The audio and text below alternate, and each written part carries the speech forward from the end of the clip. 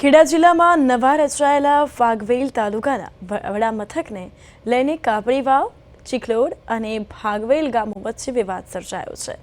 સરકારે કાપડી વાવ એટલે ચીખલોડને ફાગવેલ તરીકે વડું મથક જાહેર કર્યું છે, જેની સામે ફાગવેલના ગ્રામજનો અને આસપાસના વિસ્તારના લોકોમાં ભારે આક્રોશ છે। ફાગવેલના રહેવાસીઓની માંગ છે કે તાલુકાનું વડું મથક ફાગવેલ જ બનવું જોઈએ। આ માંગને લઈને ગ્રામજનોએ અમદાવાદ ઇન્દોર હાઈવે પર ચક્કાજામ કરીને ઉગ્ર વિરોધ કર્યો। બીજી તરફ ચીખલોડ ગામના સ્થાનિકોએ પોતાના અધિકારો માટે અવાજ ઉઠાવ્યો। ગ્રામજનો 28 ગામના સરપંચ અને 200થી વધુ આગેવાનોએ જિલ્લા કલેક્ટરને આવેદનપત્ર સુપરત કરીને માંગ કરી કે જાહેર કર્યા મુજબ ચીખલોડને જ તાલુકાનું વડું મથક યથાવત રાખવામાં આવે। કપોળન તાલુકામાંથી વિભાજન કઠલાલમાંથી કરીને સરકારશ્રીએ ચીખલોડ કાપડી વાવ મુખ્ય મથક જાહેર કર્યું। ત્યારબાદ અમને એવું જાણવા મળ્યું કે રાજકીય કારણોસર ફાગવેલને વડું મથક બનાવે છે। તો એ બાબતે અમારે 28 ગ્રામ પંચાયતો કપોળન પૂર્વ વિભાગની એ 2-10ની ગ્રામસભામાં ઠરાવ કર્યા કે અમારે ફાગવેલ જવા આવવામાં દૂર પડે એમ છે અને અગવડ પડે એમ છે સ્થાનિક લોકોને, એટલે અમે બધાએ વિરોધ નોંધાવ્યો છે અને કીધું છે કે જો અમને કાપડીનો આવાજ મુખ્ય મથક રાખવામાં આવે, નહીં તો પછી અમને કપોળન તાલુકામાં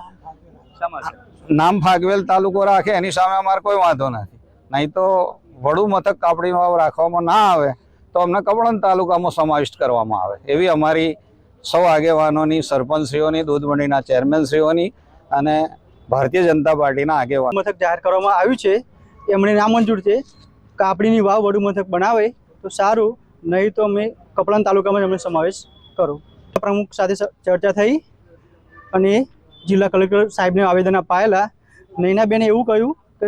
અમે તમારી રજૂઆત આગળ મોકલાવીશું।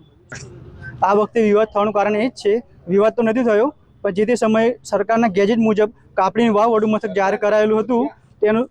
રાજકીય આગેવાનો હોય કે જે તે સમયે ફારફેર કરીને લોકચર્ચા એવું માહિતી મળી છે કે ફાગવેલ તાલુકાની અંદર વડું મથક જાહેર કરવામાં આવે। આ તાલુકાની જાહેરાત ઘણા સમય પહેલા થઈ, પરંતુ એ ફાગવેલના તાલુકાની રચના ક્યારેક કોઈ કારણસર વિલંબમાં થઈ હતી, પરંતુ લાડીલા મુખ્યમંત્રીશ્રીએ આ તાલુકાની નવીન રચનાની જાહેરાત કરીને ખેડા જિલ્લાના આ ગામડાઓમાં જે સમાવિષ્ટ થશે ભવિષ્યમાં ફાગવેલના, એ સૌના માટે ખૂબ ઉપકાર વશલાલ તાલુક અને કપોળન તાલુકાના કેટલાક ગામો સાથે મળીને જ્યારે હવે ફાગવેલમાં સમાવેશ થવાના છે, ત્યારે જે ઇન્ફ્રાસ્ટ્રક્ચર, જે માળખાકીય સગવડો એ આ તાલુકા માટે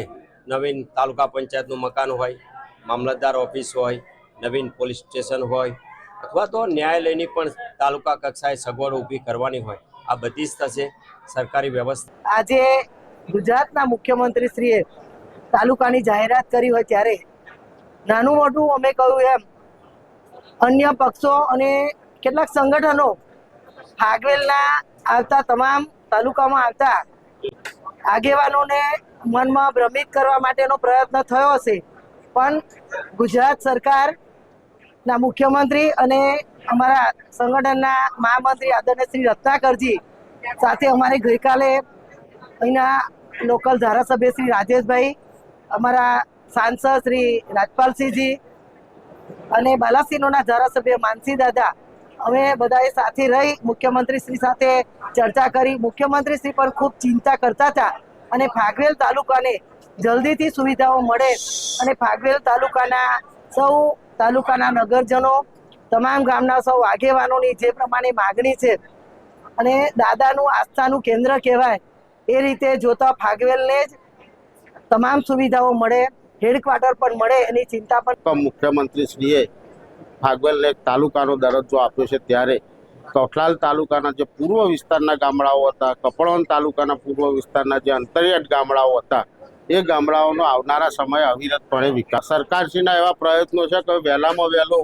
આ 10મા મહિનાની અંદર જ 17 તાલુકાઓ કાર્યરત થવાના છે અને ટૂંક સમયની અંદર જ આ ફાગવેલ તાલુકો પણ કાર્યરત થઈ